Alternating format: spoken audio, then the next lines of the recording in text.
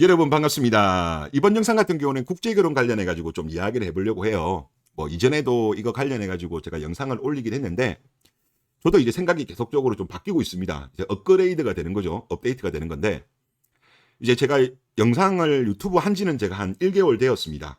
그리고 저도 이 부분에 대해서 관심을 많이 가지고 있었습니다만은 뭐 그때는 그냥 좀 수동적인 입장이었죠. 하지만 이제 제가 유튜브 채널을 개설을 하고 이제 영상을 올리고 그러다 보니까 전에 비해서는 직접 제가 자료를 찾아보고 책도 읽어보고 관련된 영상도 보고 또 국제결혼 하신 분들 후기 같은 것도 저는 정말 많이 봐요. 물론 실패한 사례도 있습니다만은 전반적으로 보면 대부분 다 야, 국제결혼 쪽 한 거를 잘했다. 만족도가 엄청나게 높더라고요. 그런 거를 계속 제가 업데이트가 지금 되고 있거든요. 그리고 여러분들 댓글 같은 것도 봐도 그렇지만 야 이게 우리가 어떻게 보면 대체제 성격이 아니다. 지금은 많은 분들이 국제결혼을 대체제로 많이들 보시는데 저도 그렇게 좀 많이 봤어요. 근데 시간이 지나면 지날수록 또 관련된 후기를 보면 볼수록 야 이거는 대체제가 아니고 오히려 대한민국 남성들의 상향혼이다. 저는 그런 생각이 많이 들었습니다. 들었고 그리고 또 제가 영상 올린 지가 한 달 정도 되면서 주로 이제 저출산 관련된 거를 제가 많이 올렸잖아요. 이제 그러다 보면 대한민국 여성들이 저는 어떤 원인을 제공했다고 생각하는데 이제 그러다 보니까 이제 거기에 가장 많이 달린 댓글이 첫 번째가 빈도수로 봤을 때 국제결혼이 답이다가 제일 많았어요. 그 다음으로 많은 댓글 수가 이제 그냥 비혼으로 간다. 나는 그냥 결혼 안 하겠다. 믹타오로 가겠다. 그게 두 번째로 많았는데 근데 빈도수는 압도적으로 국제결혼이 답이다. 이게 제일 많았습니다. 그래서 그거 이야기 한번 더 해보려고 하는데 뭐 지금 보시는 거는 뭐 여러분들 다 아시는 내용이죠. 뭐 과거에는 이렇게 동지론 뭐 실질적으로는 다 상향혼이죠. 다 짝을 찾았는데 지금 같은 경우는 여성들의 하이퍼 가미로 인해 가지고 지금 선택받지 못하는 남자들이 많아졌다는 거죠. 그리고 지금 이거는 그 이병태 교수님 거 그 방송하셨던 거를 제가 캡처해서 가져왔는데 이거는 대한민국으로 보면 이거는 2000년 이전, 2000년 이후 현상인 것 같아요. 2000년 이전만 하더라도 대한민국 여성들의 학력, 뭐 소득 이런 거를 봤을 때 남성들보다는 전반적으로 낮았죠. 그러다 보니까 모든 여성들이 하이퍼가미가 이루어졌죠. 상향혼이. 그러다 보니까 뭐 결혼 같은 경우도 혼인율이 높았고 뭐 출산 같은 경우도 이때까지만 해도 크게 문제가 안 생겼던 것 같아요. 근데 2000년이 넘어가면서 이제 여성들의 학력도 올라가고 그리고 소득도 올라가고 여성들 같은 경우도 하여튼 사회적으로 뭐 좋은 지위에 오르다 보니까 이제는 거의 뭐 대등한 위치에 갔죠. 그런데 여성들의 어떤 이 하이퍼가미 현상은 더욱 더 심해졌다. 2000년보다 2010년이 더 심해졌고 2010년보다 2020년이 더 심해지고 저는 이게 더 심해진 것 같아요. 하이퍼가미 현상이. 그럼 이게 왜 더 심해졌느냐라는 부분에 있어가지고 뭐 여성들 같은 경우는 그런 이야기를 하잖아요. 길거리에 가면 남자들은 여자를 보죠. 근데 이제 여자들 같은 경우는 남자를 보는 게 아니라 여자들을 많이 본대요. 그리고 그 여자들이 뭐 화장을 어떻게 했고 머리를 어떻게 했고 옷을 뭐를 입고 그렇게 계속적으로 여성들은 여성들을 본대요. 뭐 저 그런 이야기 되게 많이 들었는데 여성들이 특히 이제 비교를 많이 하죠. 친구들과도 비교하고 또 SNS를 보면서 뭐 연예인이라든가 유명한 사람들 이렇게 인플루언스들 거 비교하면서 그런 비교 문화가 있어요. 그러니까 SNS가 발달을 하고 그리고 미디어가 이제 그 특히 연예인들의 삶 같은 거 이런 거를 많이 보여주면서 드라마 같은 경우는 뭐 여성들 같은 경우 갑자기 나이 어린 어떤 뭐랄까요 재벌집 뭐 2세 3세 같은 사람이 백마탄 왕자를 만나서 결혼하는 그런 드라마도 많이 나오면서 이게 더 심해진 것 같아요. 이 하이퍼가미 현상이. 그리고 2020년 이후에는 거의 뭐 정점에 달하는 상황이라고 저는 생각되는데 그러다 보니까 지금 많은 남성들이 지금 선택을 못 받고 있어요. 여자들 눈이 너무 올라가서 물론 이제 여성들도 그에 맞게 충분하게 뭘 예를 들어서 먼저 사회에 진출을 하잖아요. 그러면 여성들도 그동안에 뭐 돈도 좀 뭐 1억 이상 뭐 2억 정도 이렇게 모아놓는 여성들이 많으면 뭐 또 이해라도 되는데 막상 보면 1억 정도 모은 여성이 많지가 않더라고요. 블라인드라 이런 데 보다 보면 뭐 32, 셋인데도 보면 모아둔 거는 보면 대다수는 1억이 안 되더라고요. 그런데 남자들한테는 뭐 매덕을 요구를 하죠. 결혼할 때.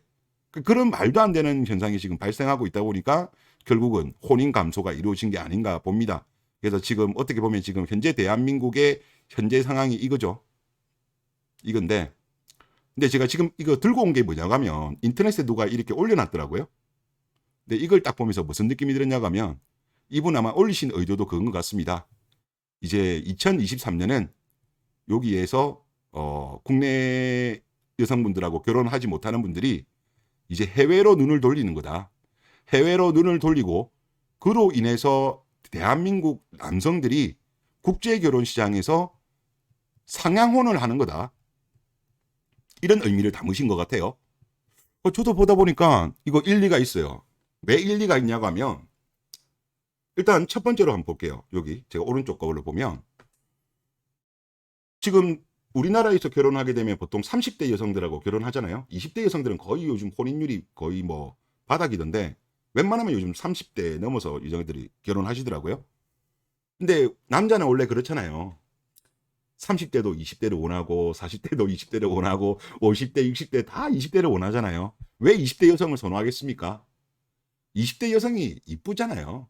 이쁘고 때묻지 않고 순수하고 표독스럽지도 않고 이때가 사실 여성들이 제일 이쁠 때죠. 10대 후반부터 한 25, 6 이때가 제일 여성들 이쁠 때 아닙니까? 30대 여성분들이 아무리 이쁘다 해도 사실 이때 여성이 나이가 깡패잖아요. 이런 여성을 국제결혼 시장에서는 우리가 가능하다는 거죠. 이거는 제가 볼 때 엄청난 장점이에요.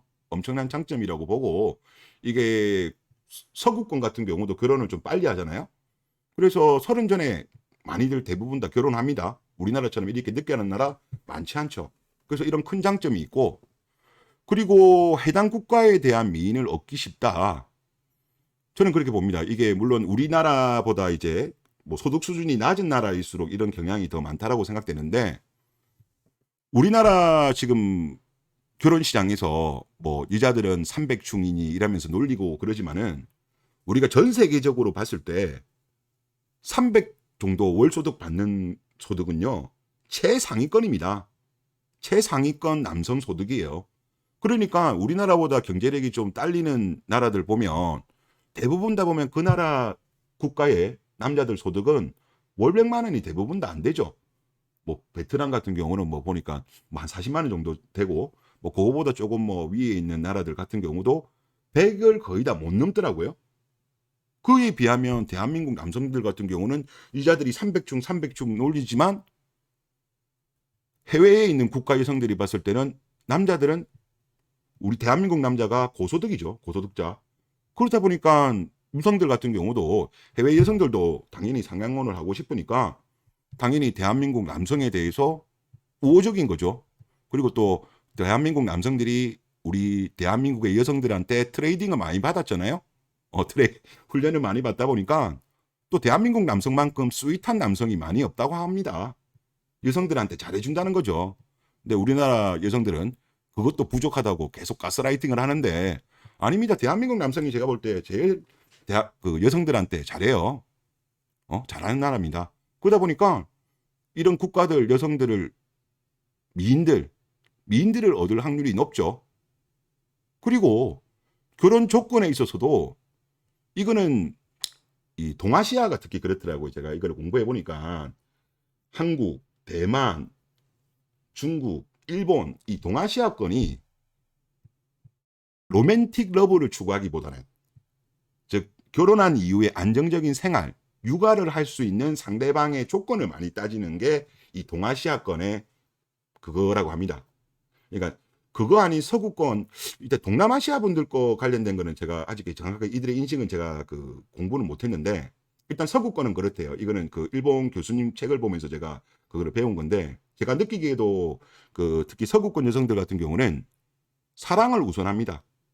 사랑을 우선으로 하고 또 육아를 함에 있어서도 보통 이제 큰 부담을 안 가지는 생각인 게 보통 이제 그쪽은 미국도 그렇고 유럽도 그렇고 보통 20살 때까지만 키우고 그 이후로는 니들이 알아서 해라는 그런 문화가 있기 때문에 우리나라처럼 사교육비도 많이 안 들어가는 이유도 바로 그런 이유라고 합니다. 그러다 보니까 결혼 조건에 있어서도 대한민국처럼 그렇게 높지가 않죠. 우리나라는 뭐 거의 뭐 육각형을 다 갖추어야 되지 않습니까? 그런 거 부분에서도 정말 메리트가 있는 것 같고, 그리고 아무래도 일찍 결혼하니까 출산도 잘하죠. 우리나라 여성들 보면 보통 요즘 한 32살 전후에 보통 결혼하잖아요. 그러다 보면 이제 A를 가지려고 하면 뭐 34, 35 이 정도에 많이 걸리는데, 이제 그때쯤 되면 이제 우리가 WHO에서 말하는 것처럼 노산에 들어가는 거죠. 그러니까 출산도 잘 안 되고 임신도 잘 안 되고, 그리고 또 아픈 아이들도 많이 태어나는 그런 리스크가 있잖아요. 근데 반면 이제 어린 여성을 만나게 되면 출산도 잘하게 되고 그런 리스크도 줄고, 그리고 뭐 2명, 3명 낳고 싶으면 나이가 어리기 때문에 충분히 가능합니다. 하지만 한국 여성과 결혼하게 될 경우에는 한국 여성들이 아무래도 이제 늦게 결혼을 하다 보니까 2명, 3명을 낳고 싶어도 못 낳는 경우가 많이 발생하는 거죠. 많이 발생하는 거고, 그리고 어린 여성을 만나면 좋은 게 뭐냐? 저는 이것도 매우 중요하다고 생각되거든요. 제가 전에도 한번 그 자료를 보여드린 적이 있는데, 요 자료네요. 요 자료를 좀 보여드리면, 연애 경험이 많을수록 결혼 생활은 불행하게 느낀다. 그러니까 그 보통 이제 여성들이 전 남친에 대해서 비교하고 전전 남친의 뭐 키, 전전 남친의 재산, 전전 남친의 스윗함, 전전 남친의 판매 기술 등등등 이렇게 계속 비교를 하는데요. 여성들이 특히. 그러니까 남자 경험이 많으면 많을수록 결혼 생활에 대해서 불행감을 많이 느낀다는 거죠. 대한민국 여성들이 아무래도 결혼을 좀 늦게 하고 자유연애 시대가 되면서 보통 이제 결혼하기 전에 많은 남성들을 만나는 것 같습니다. 많은 남성들을 만나는데, 그러다 보니까 뭐 속된 말로 결혼하는 시장에서 요즘은 처녀가 없죠. 처녀가 없는데, 근데 우리가 국제결혼 시장으로 가게 되면 여성들의 나이가 어리니까 아무래도 남자 경험이 없거나 적다는 거죠. 이거는 제가 볼 때 엄청난 메리트예요. 결혼한 이후에 아까 말씀드렸다시피 결혼 경험이 남자 경험이 많을수록 불행감을 느끼는데, 이 경험이 적은 여성을 만난다는 것은 행복한 결혼 생활을 이룰 수 있다는 어마어마한 장점이죠. 그리고 또 한국 여성 특유의 표독스러움도 해외 여성들 제가 유튜브 영상을 봐도, 제가 뭐 한두 개 본 게 아니죠. 요즘 이거 관심 있게 본 게 제가 제법 되니까 보면 이런 특유의 표독스러움이 없어요. 한국 여성들은 보면 결혼 생활하는 걸 때 그 영상 같은 거 보면 다들 보면 막 무슨 불만이 그렇게 가득한지 진짜 똥 씹은 얼굴을 거의 다 뭐 디폴트 값으로 깔고 있잖아요. 근데 확실히 안 그래요. 그리고 7번째로 제가 느낀 장점이라고 보면, 이건 특히 그거 국제 결혼이라든가 국제 연애 하시는 분들이 주로 많은 후기가 뭐냐고 하면, 예전에는 보면 막 그런 거 뭐랄까요, 한국 여성분들이랑 연애하거나 결혼했을 때 물론 재혼한 분도 있으니까 그때랑 전혀 다른 게 상대방에 대한 배려, 여성이 남성에 대해서 고마움을 느낀다. 그래서 정말 국제 결혼 그리고 국제 연애 하기를 잘했다. 그리고 뭐 그런 분들도 많으세요. 한 번 국제 연애 해가지고 이런 거를 느낀 이후로는 2번 다시 한국 여자랑 뭐 연애도 그렇고 결혼도 할 생각이 없다. 그래서 나는 뭐 한 번 이런 좋은 경험을 한 이후로는 계속적으로 국제 여성만 만난다. 한국 여성 아닌 해외 여성만 만난다. 그런 분들이 되게 많아요. 그래서 저는 우리가 이제 좀 생각을 바꿔야 된다. 국제 결혼은 한국 남성의 하이퍼감이다. 상향혼이다. 젊은 여성, 또 미인, 그리고 조건 면에서도 나중에 뭐 예를 들어서 중간에 갑자기 이혼하게 되면 국제 결혼했을 때는 재산이 아무래도 국가에서 이게 해외 반출될 수 있기 때문에 거기에 대한 리스크도, 재산이 나중에 반타작할 수 있는 리스크도 당연히 또 줄어들게 되죠. 그러니까 이거는 오히려 한국 남성의 저는 상향혼이다. 그런 생각이 또 들고요. 그리고 제가 그 인터넷에 보다 보니까 어떤 네티즌 분이 이런 댓글을 또 글을 쓰셨더라고요. 이런 주장을 하셨는데 정말 공감이 가더라고요. 일단 이분이 주장하시는 건 뭐냐면, 대한민국의 여성들도 국제 결혼을 찬성해야 된다는 게 이분 주장입니다. 왜냐? 한국 여성들 같은 경우는 결혼이 손해라고 주장하니까 외국 여성들이 그 손해를 감당하겠다. 그러면 당연히 한국 여성들한테는 좋은 거 아니겠습니까? 그리고 또 대한민국 여성들 같은 경우는 결혼하면 경력 단절, 독방 육아라고 하는데 이것도 이제 해외 여성들이 해준다는 거잖아요. 그러니까 한국 여성들이 이거를 반대할 이유가 없어요. 결혼은 비자가 손해고 경력 단절, 독방 육아가 그렇게 싫은데 왜 보면 대한민국 여성들은 국제 결혼에 대해서 이렇게 발작거리는지 모르겠습니다. 그리고 이제 대한민국 여성들이 만약에 결혼하지 않으면 평생 일할 수 있다. 그러니까 경력 단절이 안 일어난다는 거죠. 맞습니다. 그래서 대한민국 여성들은 대한민국 남성들이 국제 결혼을 하자 이런 목소리 내는 데에 대해서 반대하시면 안 되죠. 오히려 적극적으로 지원을 해야죠. 찬성을 해야죠. 그리고 또 이분은 또 이러시네요. 임신을 안 해도 된다. 한국 여성들 같은 경우 임신하는 거 엄청 싫어하는데 그 고통을 외국 여자가 감당한다. 그렇기 때문에 이분의 결론은 한국 여성들도 그리고 한국 남성들이 국제 결혼을 함에 있어 가지고 적극 찬성하고 밀어주는 게 맞다. 그렇죠. 맞아요. 지금 계속적으로 이런 식으로 하게 되면 여성들에 대해서도 이제 결혼하라고 사회적으로 압박이 들어갈 거예요.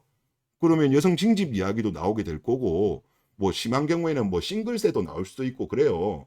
그러니까 제가 볼 때 대한민국 여성들이 안 하겠다는 거를 어차피 300충이라면서 놀리잖아요. 200충, 300충이라면 놀리는데 이런 남성들이 해외로 눈을 돌리면 어마어마한 기회가 있는 거예요. 그래서 저는 이제 국제 결혼을 하나의 대체제로 생각하지 말고 한국 남성의 상향혼이다. 저는 이런 주장을 좀 하고 싶습니다. 그래서 이거는 뭐 루저들, 도태남들이나 하는 국제 결혼이다. 그런 생각을 가지실 필요가 저는 전혀 없다고 생각됩니다. 예, 요즘 제가 그동안 이 국제 결혼과 관련돼 가서 이제 영상을 몇 개 올렸습니다만은 시간이 좀 더 지나면서 느낀 공부하고 업데이트된 내용이 이겁니다. 이거 정말 좋은 생각이다. 그래서 진짜 국제 결혼이 답이라는 댓글이 되게 많잖아요. 제 영상에는. 제가 생각해봐도 막 이거 답이란 뭐 정답까지는 아니라고 하더라도 좋은 옵션이다. 좋은 옵션이다. 대체제가 아니다. 이거는 상향혼이다. 그렇게 저도 생각이 됩니다. 예, 이번 영상 여기서 마치겠습니다.